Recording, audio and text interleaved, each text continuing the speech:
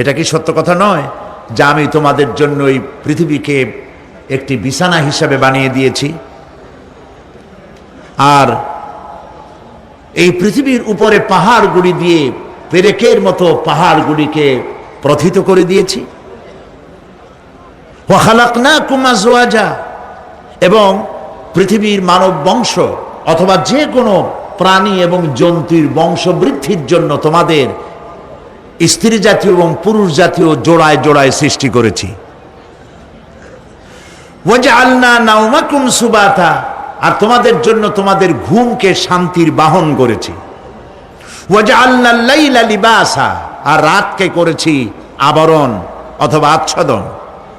ওয়াজআলনা নাহারা মাআশা, আর রুজি কামাবার জন্য দিনটাকে করেছি আলোকোজ্জ্বল। ওয়া বানাইনা ফাওকাকুম সাবআন শিদাদা, আর তোমাদের উপরে 7টি মজবুত আকাশ স্থাপন করেছি। ওয়াজআলনা সিরাজাম ওয়াহাজা, আর তাতে একটি অতি উত্তপ্ত অতি উজ্জ্বল একটি বাতি সৃষ্টি করেছি।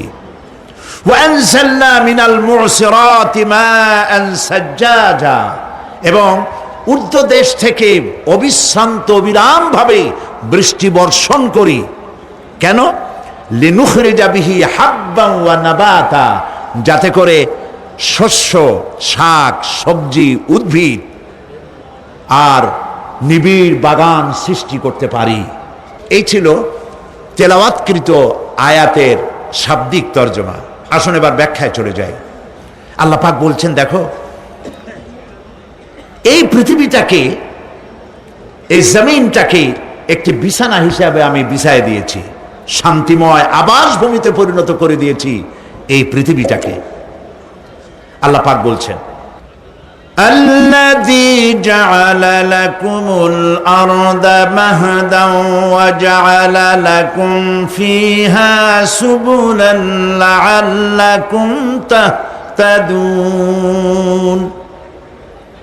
যিনি পৃথিবীকে তোমাদের জন্য দোলনা বানিয়ে দিয়েছেন আর সেখানে তোমাদের জন্য রাস্তা তৈরি করে দিয়েছেন যাতে তোমরা গন্তব্য খুঁজে পাও।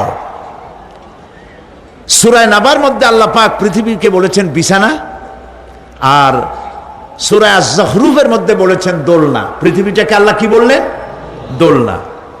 দোলনার মধ্যে শিশু যেমন শান্তিতে ঘুমায় থাকে, এই পৃথিবীটাকে তোমার জন্য শান্তিতে ঘুমাবার জন্য, চলাফেরা করার জন্য আমি এই পৃথিবীকে শান্ত করে দিয়েছি। সুবহানাল্লাহ। এবং গন্তব্যের জন্য, যাতায়াতের জন্য আমি রাস্তা বানিয়েছি। আপনি বলবেন রাস্তাগুলি তো আমরা বানাইছি গম দিয়া, ইট দিয়া, পাথর দিয়া। হ্যাঁ, আপনি বানাতে পারেন, রাস্তা আপনি বানাতে পারেন, কিন্তু যখন আপনারা কেউ বানান নাই তখন এই পথগুলি আল্লাহরই বানানো ছিল। বিশেষ করে পাহাড়িয়া এলাকায়, পাহাড়ি এলাকায় কোন গভর্নমেন্ট গিরিপথ তৈরি করেছে বলেন তো দেখি? কে বানিয়েছে? আল্লাহ পাক তৈরি করেছেন। এই পথ তৈরি করেছে যাতে তোমরা তোমাদের গন্তব্যে পৌঁছতে পারো। মহা শূন্যে ভাসমান এই পৃথিবী, এই পৃথিবীটাকে আল্লাহ পাক আরামের জায়গা বানিয়েছেন, অথচ এই পৃথিবীর মধ্যে আছে কি তা কি আমরা জানি? এই পৃথিবী নামক গ্রহটি, এটি প্রতি ঘন্টায় ৬৬,৬০০ মাইল বেগে পৃথিবীটা ছুটে চলছে বন্দুকের গুলির মতো। প্রতি ঘন্টায় ৬৬,৬০০ মাইল গতিবেগে পৃথিবী ছুটছে। এর অভ্যন্তরে আছে আগুন, এর মধ্যে আছে পাথর। এই এমন মারাত্মক আগুন এই পৃথিবীর পেটের মধ্যে রয়েছে যে আগুন পাথরগুলো পুড়িয়ে লাভায় পরিণত করে দেয় এবং তা উদ্গীরণ করে আগ্নেয় আকারে, আগ্নেয়গিরির আকারে উপচে পড়ে। এই পৃথিবীর মধ্যে এরকম আগুন আছে। এই পৃথিবীতে সর্বপ্রথম বিজ্ঞানীদের এই কনসেপশন আল্লাহ রাব্বুল আলামিন কোরআনের মাধ্যমে দুনিয়াবাসীকে দিয়েছেন। জগৎ একটা বা দুইটা নয়, বহুমাত্রিক জগতের কনসেপশন আল্লাহ পাক দিয়েছেন, অসংখ্য জগৎ। এই পৃথিবীর উপরিভাগে এক জগৎ, এর আভ্যন্তরীণ রয়েছে আর এক জগৎ। সাগরের ভেতরে রয়েছে এক জগৎ, সাগরের তলায় অন্য জগৎ। পৃথিবীর মহাশূন্যে, গ্যালাক্সি, ইউনিভার্সাল মহাশূন্যের ভিতরে যা কিছু রয়েছে তার মধ্যে রয়েছে অসংখ্য জগৎ। জগৎ একটি নয়, অসংখ্য জগৎ রয়েছে। পৃথিবীর মাটির তলায় কত আগুন, সেই দৃশ্য আমি চোখে দেখেছি যখন আমি ভিসুভিয়াস পাহাড় দেখেছি, পৃথিবীর বড় আগ্নেয়গিরি। আল্লাহ পাক জাহান্নামের আগুনের ইন্ধন করবেন মানুষ আর পাথর। ওয়াকুদুহান নাস ওয়াল হিজারা, পাথর আর মানুষ হবে জাহান্নামের আগুনের ইন্ধন। পৃথিবীর মাটি থেকে 3 মাইল উঁচা ভিসুভিয়াসের পাহাড়ের উপরে। ভিসুভিয়াস পাহাড় কথা বলতে পারেন? ইটালিতে সেই জায়গায় যখন আমি উঠেছি, পাথর যে জাহান্নামের আগুনে পুড়বে এর বাস্তবতা নিজের চোখে দেখেছি। পাথরগুলি আগুনে পুড়ে লাভার মতো হয়ে পাহাড়ের উপর থেকে আলকাত্রার মতো গলে গলে পাহাড়ের চতুর্দিকের 12 কিলোমিটার এলাকার জনপদকে ধ্বংস করে দিয়েছে। ইটালিতে আরো একটি জায়গা আছে যেটার নাম সিসিলি, সেখানেও একটি জীবন্ত আগ্নেয়গিরি আছে, যেটা আগুন এখনো জ্বলতেছে, যে কোনো মুহূর্তে এ আগুন ছড়িয়ে পড়তে পারে। কাজেই পৃথিবীর মধ্যে একদিকে রয়েছে, এর মধ্যে রয়েছে আগুন, রয়েছে পাথর গলায়া লাভা বানাবার মতো বিরাট শক্তি। সেই পৃথিবীটাকে আল্লাহ পাক এতটা শান্ত করে রেখেছেন, তোমরা যেন নিশ্চিন্তে এর কোলে দোলনার ভিতরে শিশু যেমন ঘুমায়, এই পৃথিবীটাকে তোমার জন্য দোলনা বানিয়ে দিয়েছি। তাও আমরা সুবহানাল্লাহ বলবো না? সুবহানাল্লাহ। বন্দুকের গুলির চাইতেও দ্রুতগামী এই পৃথিবী ছুটছে। সেই পৃথিবীকে বিনা দ্বিধায় আমরা খুঁজছি, সেটাকে চিরে ফেলছি এবং তার পেট থেকে রিজেক হাসিল করছি। ঠিক কিনা বলুন? আল্লাহ রাব্বুল আলামিন সূরা আন-নামলের মধ্যে বলছেন, আম্মান জাআলাল আরদা ক্বারারান ওয়া জাআলা খিলালাহা আনহারান وجعل لها رواسي وجعل بين البحرين حاجزا। আর তিনি এই পৃথিবীর অবস্থান লাভের উপযোগী করে আল্লাহ পাক তোমার জন্য তৈরি করে দিয়েছেন, এবং এর মধ্যে নদ নদী আল্লাহ পাক সৃষ্টি করে দিয়েছেন, পাহাড়গুলিকে গেড়ে দিয়েছেন, আর পানির মধ্যে 2টি ধারা আল্লাহ সৃষ্টি করেছেন। পানির মাঝখানে একটা অন্তরাল সৃষ্টি করেছেন। এটি একটা তো আবিষ্কার হয়েই গেছে, সেটি হলো প্রশান্ত মহাসাগরের ভেতরে 4000 কিলোমিটার লম্বা, 2500 কিলোমিটার চওড়া প্রশান্ত মহাসাগরের ভিতরে একটি বিশাল এলাকা পাওয়া গেছে, যেটার পানি অত্যন্ত সুমিষ্ট সুমধুর, আর এর বাইরের পানিগুলি অত্যন্ত লবণাক্ত। সূরা আর-রহমানের মধ্যে আল্লাহ পাক বলেছেন, মারাজাল বাহরাইনি ইয়ালতাকিয়ান বাইনাহুমা বারযাখুন লা ইয়াবগিয়ান فبأي آلاء ربكما تكذبان। 2টি সমান্তরালে পানি প্রবাহিত হয়ে যাচ্ছে, 2টি ধারা। লোনা পানি মিষ্টি পানিকে লোনা বানাতে পারে না, মিষ্টি পানি লোনা পানিকে মিষ্টি বানাইতে পারে না, মাঝখানে কোনো পার্টিশন নাই। সুবহানাল্লাহ। আমার দেশের পদ্মা, গঙ্গা, যমুনা, মেঘনা এর মিষ্টি পানিগুলি ভাটি এলাকারে বঙ্গোপসাগরের নোনা পানির মধ্যে ছুটে যায়, আবার জোয়ারের টানে বঙ্গোপসাগরের মুখ তিতা হয়ে যায়, এমন নোনা পানি মিষ্টি দরিয়ার মধ্যে এসে ঢুকে যায়। কিন্তু বঙ্গোপসাগরের নোনা পানি মিষ্টি পানিকে নোনা বানাতে পারে না, আবার নোনা পানিগুলি মিষ্টি এলাকায় গিয়ে মিষ্টিরেও খারাপ বানাইতে পারে না। আল্লাহ রাব্বুল আলামিন বলেন, এগুলি আমার আইন। মানে কার আইন? أفغير دين الله يبغون وله أسلم من في السماوات والأرض طوعا وكرها। আকাশে আর জমিনে যা কিছু আছে সব আনুগত্যের মস্তককে আমার সামনে অবনতি করে দিয়েছে। সুতরাং এর আমার আইন মানে, চাঁদ সূর্য গ্রহ নক্ষত্র আইন মানে কার? চিল্লায় বলুন। আল্লাহ পাক এই পৃথিবীকে সুন্দর করে সাজিয়ে দিয়েছেন, আবার এর মধ্যে তিনি মাঝে মধ্যে এই পৃথিবী একটু ভূমিকম্পন হয়, কিন্তু তা কোথাও কোথাও একসাথে না। একসাথে যদি সারা পৃথিবীতে ভূমিকম্প হইতো, সৃষ্টি জগতের অস্তিত্ব বিলুপ্ত হয়ে যেত। কথা বুঝতে পেরেছেন? এই জন্য আল্লাহ পাক বলেন, ইন্না ফি খালকিস সামাওয়াতি ওয়াল আরদি ওয়া ইখতিলাফিল লাইলি ওয়ান নাহার লাআয়াতিন লিউলিল আলবাব। নিশ্চয়ই আকাশ এবং জমিনের সৃষ্টির ব্যাপারে আর রাত আর দিনের পরিবর্তনের ব্যাপারে যারা জ্ঞানবান তাদের জন্য রয়েছে আল্লাহ পাকের নিদর্শন। এই ঘূর্ণায়মান পৃথিবী নিয়মিত ঘুরছে, সূর্যের কাছে চলে যাচ্ছে, আবার দূরে সরে আসতেছে। আর এই ঘূর্ণায়মান আসে বলে, সূর্যের কাছে যায় আর আসে বলে এক এলাকায় রাত হয় আর এক এলাকায় দিন হয়। এখন বাংলাদেশে রাত 8:45, আর ঠিক একই সময় আমেরিকার নিউ ইয়র্কে এখন দিনের 9:15। যদি এরকম অবস্থা না হতো তাহলে এক এলাকার প্রাণীগুলি বাঁচত, অন্য এলাকার প্রাণীগুলি ঠান্ডায় ফ্রিজ হয়ে যেত।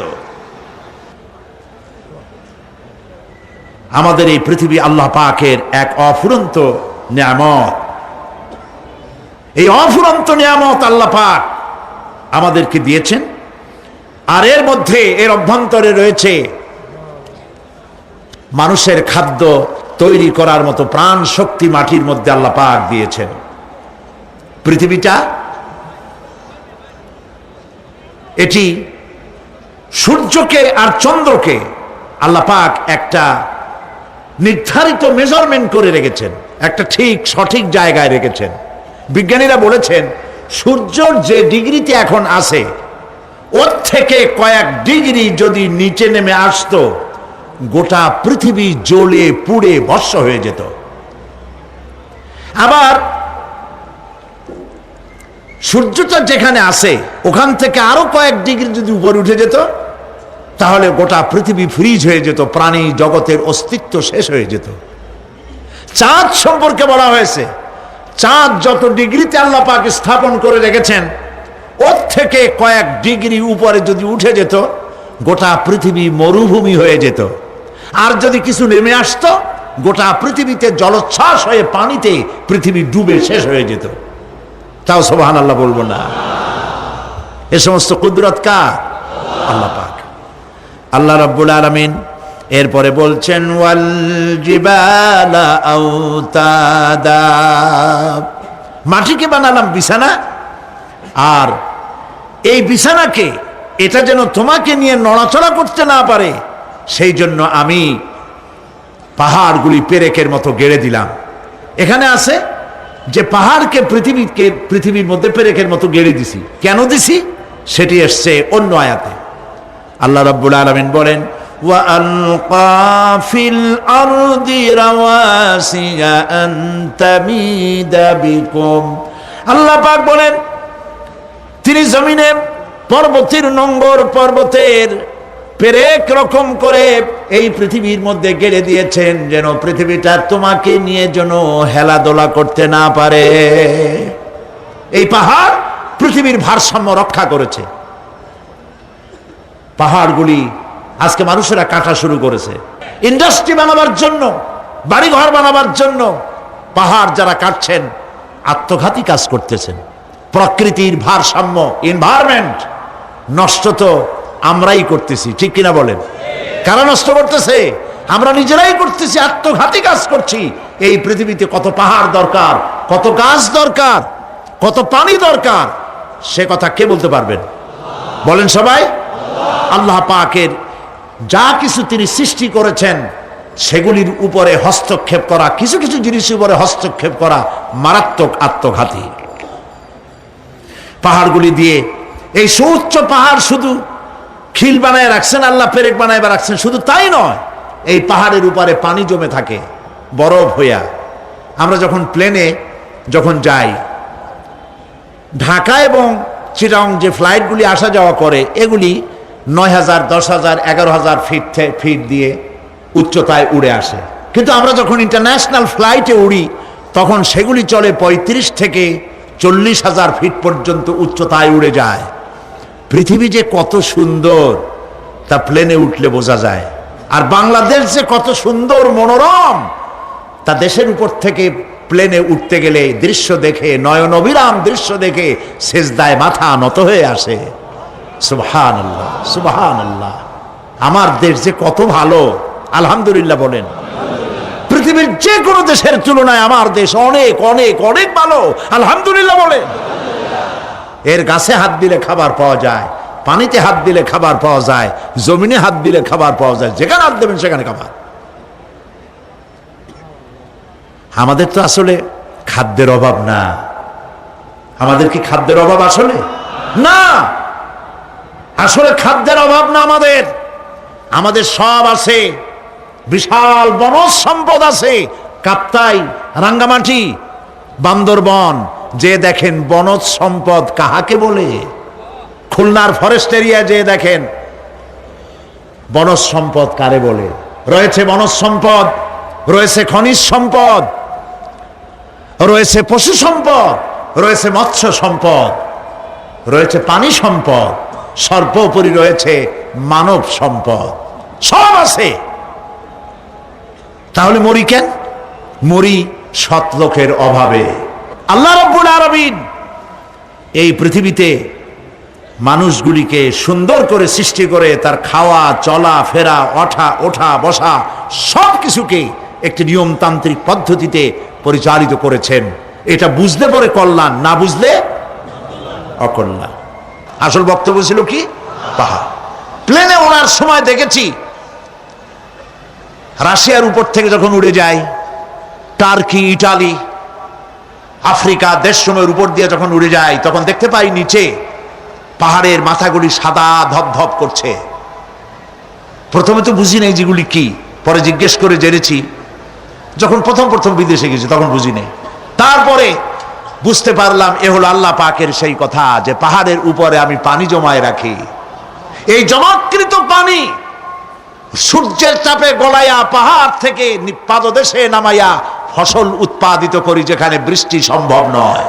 মানে বৃষ্টি যেখানে দেওয়ার প্রয়োজন নাই, সম্ভব নয় তা না, আল্লাহর কাছে অসম্ভব বলে কিছু নাই। কিন্তু কোথাও আল্লাহ পাক বৃষ্টি দিয়ে দেন, কোথাও সাগরের পানি, কোথাও খালের পানি, কোথাও নদীর পানি, কোথাও পাহাড়ের পানি দিয়ে এভাবে ব্যবস্থা করে দেন। এনভায়রনমেন্ট এগুলি নষ্ট করে ফেলছে। একটা দেশ আছে যার নাম, একটা মহাদেশ যার নাম অ্যান্টার্কটিকা। এই অ্যান্টার্কটিকা মহাদেশে কোনো মানুষ নাই, আছে শুধু পেঙ্গুইন। কি আছে কোন তো? পেঙ্গুইন। শুধু বরফ আর বরফ। এগুলি জমা করে রাখার মধ্যে রয়েছে আল্লাহ পাকের বিশেষ কুদরত, যা আল্লাহ পাক মানুষের জন্য তৈরি করে রেখেছেন। মানুষ বুঝতে পারে না। এনভায়রনমেন্ট নষ্ট করে ফেলার পরে এই বরফগুলি গড়ে যাচ্ছে, নষ্ট হয়ে যাচ্ছে। এরপরে আল্লাহ পাক বলছেন وَخَلَقْنَاكُمْ أَزْوَاجًا, আর এই পৃথিবীর বংশধারাকে, সৃষ্টিধারাকে ঠিক রাখার জন্য আমি তোমাদেরকে জোড়ায় জোড়ায় সৃষ্টি করেছি। সুবহানাল্লাহ। প্রত্যেকটি প্রাণীর ভিতরে স্ত্রী জাতীয়, পুরুষ জাতীয় আছেই। আছে কিনা বলেন? এমন একটা নাম কোন যেখানে শুধু পুরুষ, নারী নাই, স্ত্রী জাতীয় নাই? আছে নাকি? নাই। বংশধারা বৃদ্ধি করার জন্য প্রত্যেকটি প্রাণী আল্লাহ পাক বলছেন জোড়ায় জোড়ায় বানাইছি, তোমাদেরকেও আমি জোড়ায় জোড়ায় বানিয়েছি। আর কি করেছি?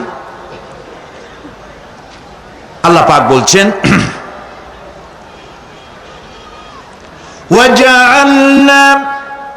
وَجَعَلْنَا نَوْمَكُمْ سُبَاتًا। একদিকে তো জোড়ায় জোড়ায় বানালাম পুরুষ এবং স্ত্রী। এই পুরুষ আর স্ত্রী সৃষ্টি করার ভিতরে রয়েছে আল্লাহ পাকের নিদর্শন। কার নিদর্শন বলুন? কোরআনে কারিমে আল্লাহ পাক বলেন وَمِنْ آيَاتِهِ أَنْ خَلَقَ لَكُم مِّنْ أَنفُسِكُمْ أَزْوَاجًا لِتَسْكُنُوا إِلَيْهَا وَجَعَلَ بَيْنَكُم مَّوَدَّةً وَرَحْمَةً إِنَّ فِي ذَلِكَ لَآيَاتٍ لِقَوْمٍ يَتَفَكَّرُونَ। আর আল্লাহ পাকের অসংখ্য নিদর্শনের মধ্যে এটিও নিদর্শন যে তিনি তোমাদের থেকে তোমাদের জোড়া সৃষ্টি করেছেন, তোমাদের স্ত্রী বানাইছেন। কেন? লিতাসকুনু ইলাইহা, যাতে করে তুমি তার কাছ থেকে তোমার মনের প্রশান্তি, সেও এবং তুমিও উভয়ের কাছে মনের প্রশান্তি খুঁজে পাও। ওয়া জাআলা বাইনাকুম মাওয়াদ্দা, আর আল্লাহ পাক তোমাদের মধ্যে সৃষ্টি করেছেন ভালোবাসা। ওয়া রাহমা, আর পরবর্তী সময় সৃষ্টি করেছেন দয়া এবং করুণা। লিতাসকুনু ইলাইহা বলতে বোঝানো হয়েছে যে এই ব্যবস্থা আপনি আপনি হয়নি, এটি একটি উদ্দেশ্যকে লক্ষ্য করে হয়েছে। একে অপরের নিকটে যেন শান্তি পায়, প্রশান্তি পায়, একজন আরেকজনের কাছে পূর্ণ মাত্রায় তাই মিলিত হওয়ার জন্য নির্জন পরিবেশের আশ্রয় নেয়। আর এভাবে করি আল্লাহ পাক মানব বংশের এই ধারাকে অব্যাহত রেখেছেন। সুবহানাল্লাহ। ওয়া জাআলা বাইনাকুম মাওয়াদ্দা, আর তোমাদের মধ্যে আল্লাহ পাক ভালোবাসা সৃষ্টি করেছেন। এই কথা বলার এর ব্যাখ্যা কি? ভালোবাসা সৃষ্টি করেছেন এর ব্যাখ্যা এরকম হতে পারে, কয়েক রকম। আমি যেটা জেনেছি সেটি হচ্ছে এরকম: ভালোবাসা সৃষ্টি হওয়ার তো কথা ছিল না। এক পর্যায়ে ভালোবাসা থাকবে কোনো একটি বিশেষ সময়, বাকি সব সময় ঝগড়া হবে, এটাই হওয়া স্বাভাবিক ছিল। ধরুন মেয়ের বাড়ি চট্টগ্রাম, ছেলের বাড়ি বরিশাল। মেয়ে শুটকি খেতে খুব পছন্দ করে, ছেলের গন্ধও সহ্য করতে পারে না। মেয়ে বলে খড়ে জাত দে, আর ছেলে বলে যে কমে যাও। মানে একজন আর একজনের ভাষার সাথে মিল নাই। কথা ঠিক কিনা বলেন? ভাষার সাথে মিল নাই, রুচির সাথে মিল নাই। একজনের টক পছন্দ করে আর একজনের টক সহ্য করতে পারে না, আর একজনের শুটকি খায় আর একজনের শুটকি পছন্দ করে না। কাজেই রুচি আর অভ্যাস ইত্যাদি দিয়ে সারাদিন স্বামী স্ত্রীর মধ্যে ঝগড়া হওয়া স্বাভাবিক ছিল, ঠিক না? আল্লাহ পাক বলেন সেখানে আমি এই স্বামী স্ত্রী যখন হয়ে যায় তখন দুজনের মধ্যে আমি ভালোবাসার সৃষ্টি করে দেই। আর সে ভালোবাসা এমন পর্যায়ে চলে যায়, স্ত্রী তার স্বামীর জন্য জীবন দিতে চায়, স্বামী তার স্ত্রীর জন্য জীবনের সবকিছু উজাড় করে দিতে চায়। ওয়া জাআলা বাইনাকুম মাওয়াদ্দা, এরপরে সৃষ্টি করি রাহমা। ওই ভালোবাসা ছিল যৌবন কেন্দ্রিক, বিশেষ এক উদ্দেশ্যকে সামনে রেখে। কিন্তু যখন যৌবনে ভাটি লাগলো তখন ওই উদ্দেশ্য আর থাকলো না। তখন আল্লাহ পাক বলেন এই সময় তো দুজনের মধ্যে রাগারাগি, খেসাখেসি ইত্যাদি হয়, স্বাভাবিক ছিল, কিন্তু তা হইল না। আমি রহমত দিলাম, করুণা দিলাম। এখন বুড়ি বুড়ারে সারে বাঁচে না, আর বুড়াও বুড়িরই সারা বাঁচে না। তাও আমরা সুবহানাল্লাহ কব না? প্রিয় ভাই সব, আমি বুঝতে পারছি আপনারা বলেন ঠিকই, তবে শুনতে শুনতে মোহমুগ্ধ হয়ে বলার সময় পান না। জি আলহামদুলিল্লাহ, বলি আলহামদুলিল্লাহ। তো আল্লাহ রাব্বুল আলামিন পরস্পরের মধ্যেই ভালোবাসা সৃষ্টি করলেন। এটি আল্লাহ পাকের আয়াত। এটা আল্লাহ পাকের কি বলুন? আয়াত মানে কি? নিদর্শন। এরপরে রাব্বুল আলামিন বলেন ওয়াজআলনা নাওমাকুম সুবাতা, আর আমি তোমাদের জন্য ঘুমকে করেছি শান্তির বাহন। মানুষের অঙ্গ প্রত্যঙ্গ প্রত্যেকটির কাজ ভিন্ন, প্রকৃতিও ভিন্ন। চোখ দেখে, কান শোনে, জিহ্বা স্বাদ গ্রহণ করে, নাক শোনে, নাক শোখে, মস্তিষ্ক চিন্তা ভাবনা করে, এ হলো প্রকৃতি। আর প্রত্যেকটি অঙ্গ প্রত্যঙ্গের রুচি আলাদা, কর্তব্যের মধ্যে বিরাট বৈষম্য। যেমন চোখ রঙিন এবং সুন্দর জিনিস দেখতে ভালোবাসে, ঠিক কিনা বলেন? ঠিক কিনা? একটা খারাপ জিনিসের দিক চোখ পড়লেই মানুষ তাড়াতাড়ি চোখ ফিরায় নেয়, ঠিক না? চোখ সুন্দর এবং রঙিন জিনিস দেখতে ভালোবাসে। কান সুমধুর সুর শুনতে ভালোবাসে, উৎসাহ বোধ করে। আর হাত নরম এবং মসৃণ জিনিসে স্পর্শ করতে উৎসাহ বোধ করে। নাক আতরের গন্ধ শুঁকতে ভালো লাগে। আর মন নতুন নতুন রঙিন ভাবনা ভাবতে চেষ্টা করে। বাড়ি বানাবো, বিল্ডিং বানাবো, ইন্ডাস্ট্রি করব, ছেলে বিয়ে দেবো, মেয়ে বিয়ে দেবো অমুক জায়গায় বিরাট লোকের কাছে।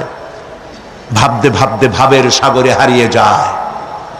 আর ভাবনার ভিতরে খেয়ালে যদি কেউ পোলাও পাকায়, বাস্তবে তা হোক আর না হোক, খেয়ালে মনে মনে যদি কেউ পোলাও পাকায়, তাহলে ঘিয়ের দাম যাই হোক না কেন তাতে কিছু আসে যায় না, ঠিক কিনা? মানুষ রঙিন রঙিন ভাবনা ভাবতে খুব মজা পায়। তাহলে আমি কি বুঝাইতে চাইলাম?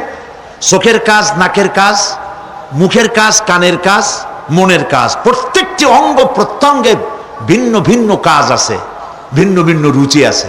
কিন্তু একটি ব্যাপারে হাত, পা, চোখ, নাক, মস্তিষ্ক সব এক ব্যাপারে তারা ঐক্যমত পোষণ করেছে। এ ব্যাপারে কোনো ইখতিলাফ তাদের মধ্যে নাই, সেটা হলো ঘুম। সেটার নাম কি? ঘুম। ঘুমাইতে চায়, হাতের শরীরের সমস্ত অঙ্গ প্রত্যঙ্গ ঘুমের কোলে নিবেদিত হয়ে যেতে চায়। ঘুম না আসলে হাত আর চলে না, মাথায় আর ভাবতে ইচ্ছা করে না, পাও আর চলতে চায় না, হার্টবিট বেড়ে যায়। আর ঘুমালে পরে সব শান্ত হয়ে যায়। সুবহানাল্লাহ কব না? আল্লাহ রাব্বুল আলামিন বলেন, এই নিদ্রা কি, এই ঘুমকে আমি তোমাদের জন্য শান্তির বাহন বানিয়ে দিয়েছি। আলাম ইয়ারাউ আন্না জাআলনাল লাইলা লিয়াসকুনু ফীহি ওয়ান নাহারা মুবসিরান ইন্না ফী যালিকা লাআয়াতিন লিকাওমি ইউমিনুন। তারা কি আল্লাহ পাকের এই কুদরতের কথা চিন্তা করে না, যে আমি রাতের আধার দিয়ে ধরনীর বুক ছেয়ে দেই, দিনের উজ্জ্বলতা, কোলাহল, গাড়ির আওয়াজ, ভ্যাঁ ভোঁ আওয়াজ হচ্ছে, কলকারখানা আওয়াজ হচ্ছে, সূর্যের বিরাট তাপ, ঘুম আসে না। সারাদিন কাজ করার পর শরীরের আরাম দেওয়ার জন্যে রাতের একটি কালো চাদর পৃথিবীর উপরে আমি বিছায় দেই।